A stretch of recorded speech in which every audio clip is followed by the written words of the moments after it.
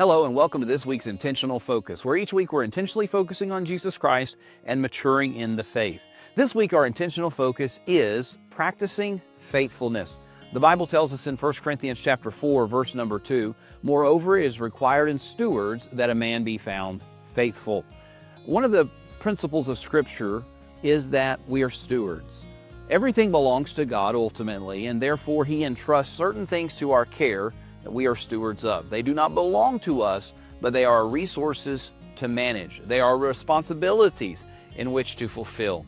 And the Bible tells us that as stewards, it is required that we be found faithful.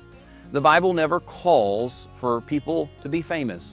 God never calls for us to be even popular, but God calls for us to be faithful. There's nothing wrong with being famous. There's nothing wrong with being popular, but that is not ultimately our end goal. Our end goal is to be found faithful.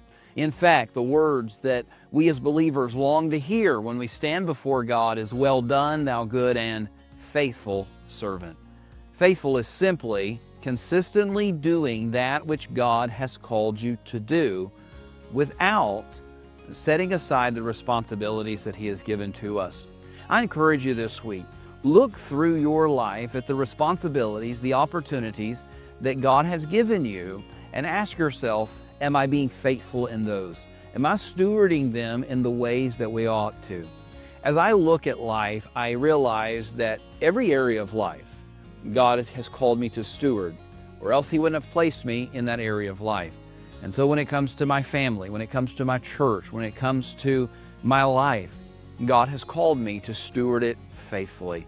So I encourage you, do some inspection this week and ask God to reveal to you areas in which you maybe have slacked off on your faithfulness, and that this week you can practice faithfulness and continue thereon. So let's stay focused this week and let's practice faithfulness.